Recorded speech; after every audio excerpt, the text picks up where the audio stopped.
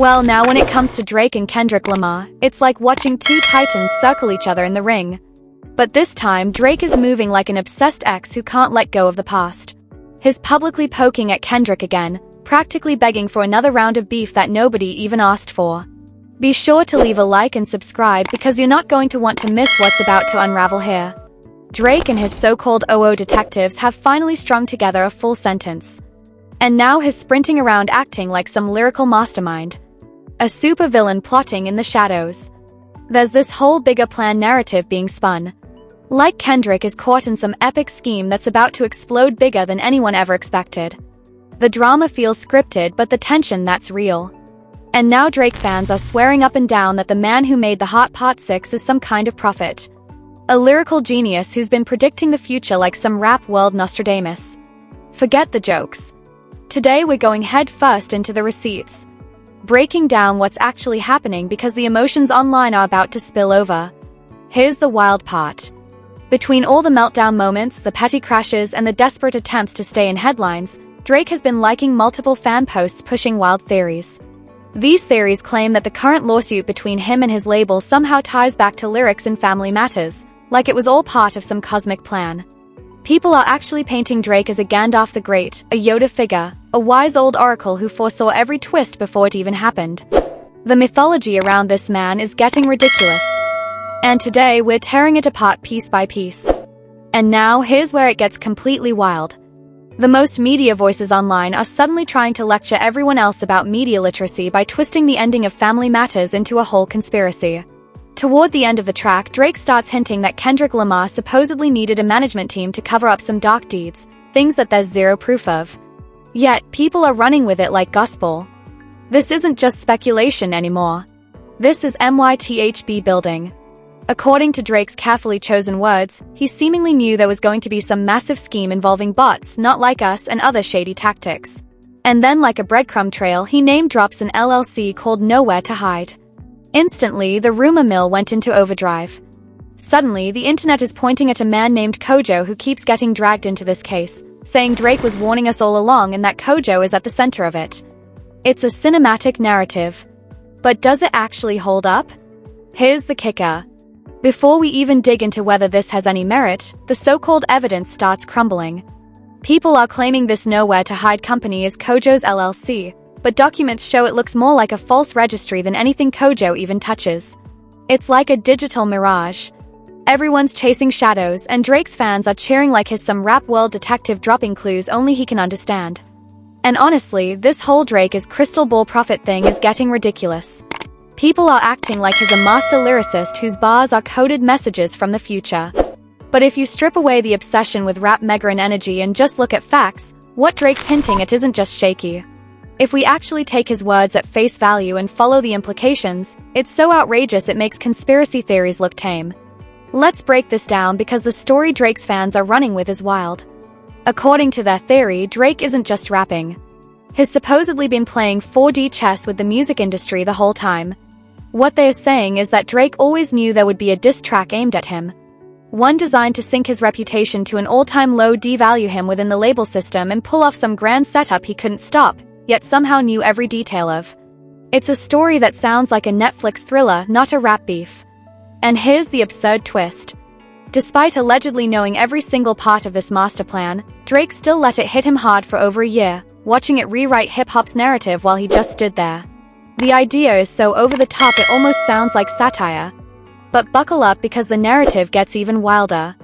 According to these lame old lobby theories, ever since Kendrick dropped Like That Again, Drake supposedly understood this whole beef was staged to boost streams, wreck his image, and shift the culture.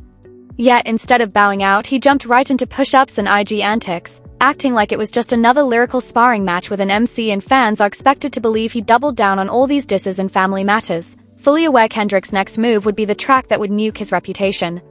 Then, just as predicted, Kendrick drops it and Drake responds with the hot parts like he's fulfilling the prophecy of his own downfall. And here's where the whole fairy tale completely collapses. The Hot Pot 6. This was supposed to be Drake's big rabbit out of the hat moment. The track where he'd prove he was some puppet master behind the scenes. Instead, it was the song that exposed him. He tried to spin wild accusations about lying with the daughter and secret information, but all it really did was stain his own reputation and show the world how rattled he was by this feud. This wasn't confidence. This was panic on wax. Go back and actually look at what happened in this beef. Think about the dozens of tracks Drake has dropped since then. The whole genius strategy narrative becomes laughable because if Drake was truly this omniscient mastermind, why would he release a track like the Hot Pot 6 that looked less like a chess move and more like a desperate cover-up of a meltdown? If this was a calculated industry plot to ruin him, that was the perfect moment to expose it. Instead, he doubled down on chaos and it backfired. At the end of the day, if Drake actually had a real plan, if he really knew this was all happening, it would have shifted music forever. It would have been a monumental cultural moment. But it didn't happen. Nothing close to that happened. The setup theory just collapses under its own weight. Because to believe this, you'd have to convince yourself that Drake willingly tanked his entire reputation for over a year as part of some convoluted long game where he'd somehow win in the end. Nobody in the history of anything has ever done that. Not in rap, not in politics, not in any arena of public life. And yet, the OVO camp is still pushing this myth. Fans are sitting there trying to keep a straight face, acting like Drake intentionally let all this damage unfold because it was part of some grand plan. Meanwhile, Drake is out here liking post, claiming he knew everything all along, trying to posture as the real boogeyman compared to Kendrick Lamar. But if that's true, why does every move look like damage control instead of domination? The legend he's selling and the reality we're seeing just don't line up.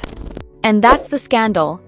First off, the funniest part in all this, Drake's still out here playing his little baiting games, sneak dissing, dropping cryptic bars, throwing hints, but never once saying Kendrick's name. Not once. It's like he wants the smoke but not the fire. And the wild part, his fans are eating it up.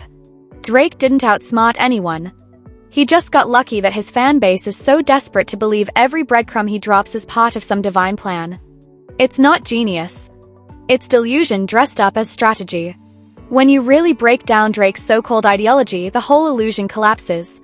The man hasn't been calculated. He's been chaotic. There's no crystal ball here, no future vision mastermind. The truth is, Drake's entire creative process for the last decade has been built on something I'm calling disc slop.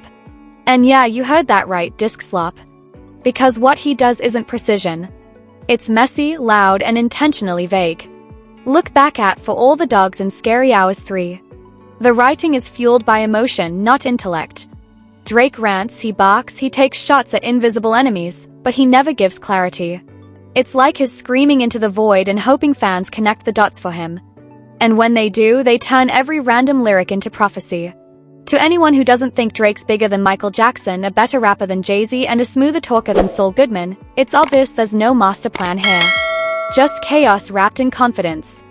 Take Stories About My Brother as a perfect example of this disc slop in action. Drake closes out that track with the infamous line, "You are not Kobe Bryant to us." On paper, it sounds sharp.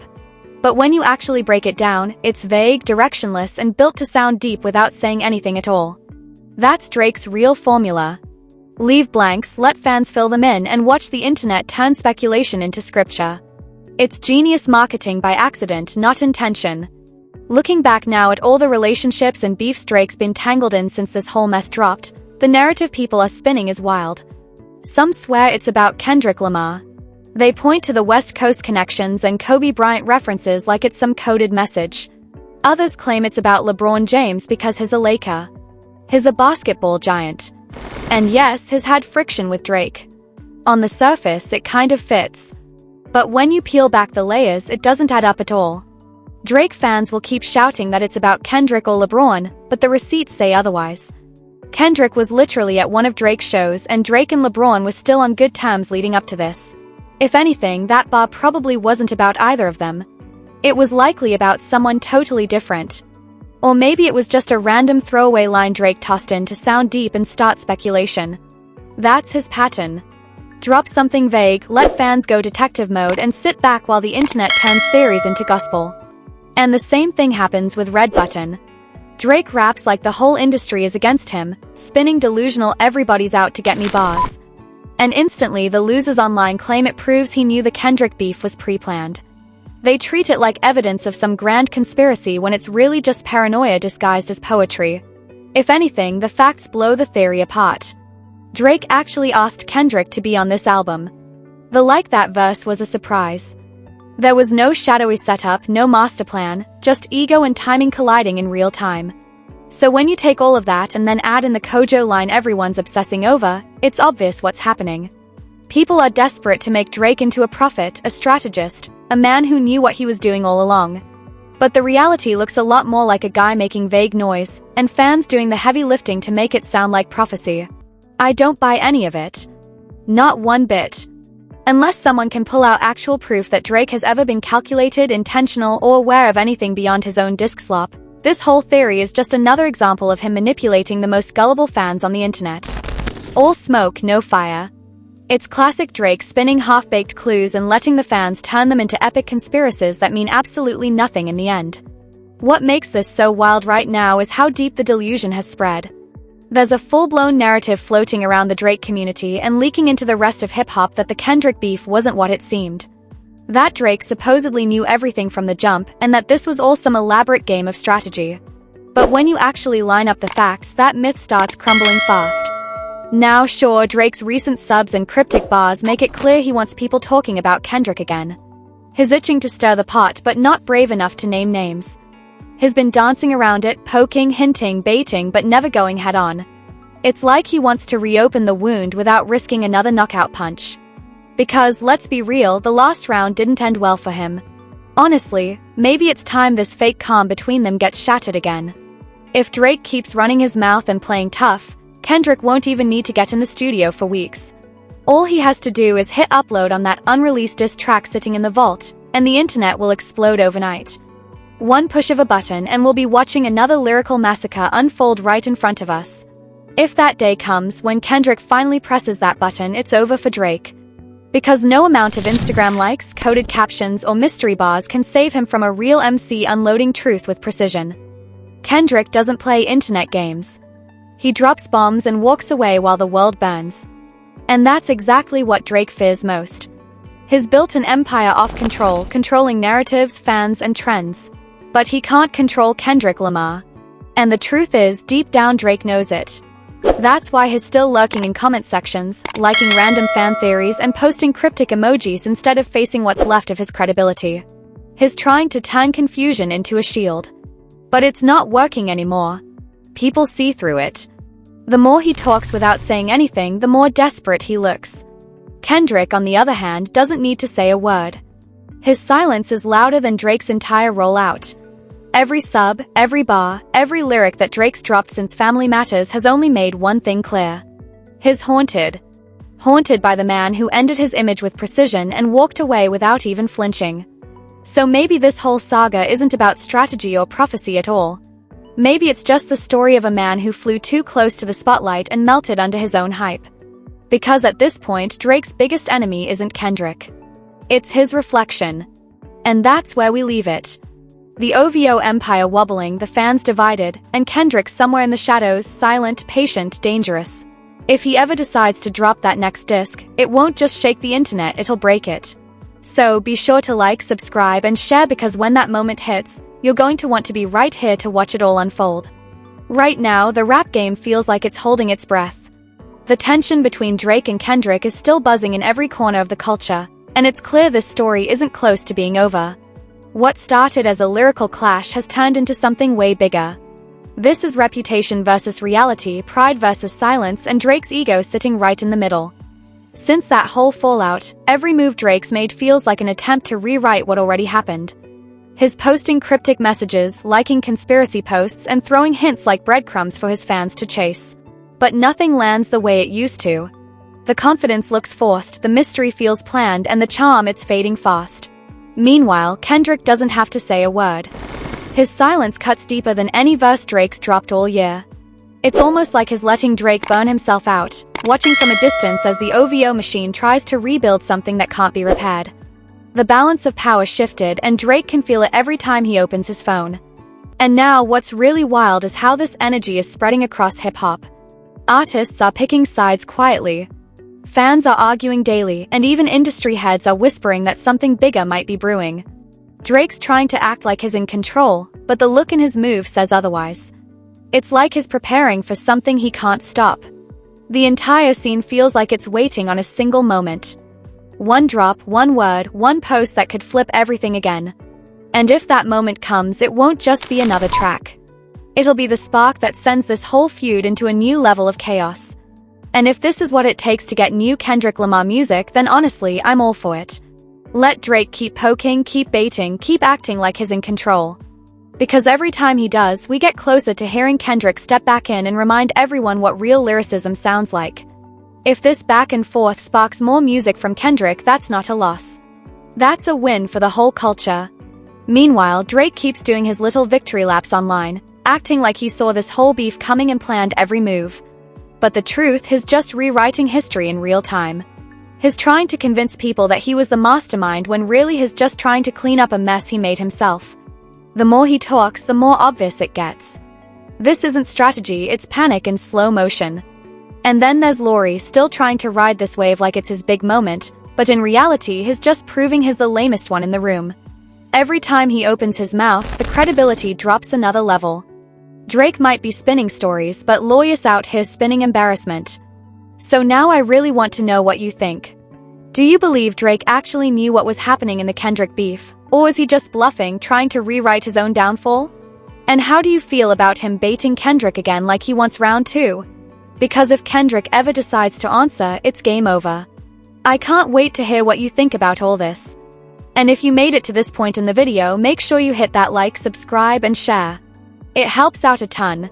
Now, if you want to see what happened right before all this, Drake had one of his most pathetic onstage rants yet. And trust me, it got way worse than anything we've seen before. See you on the next.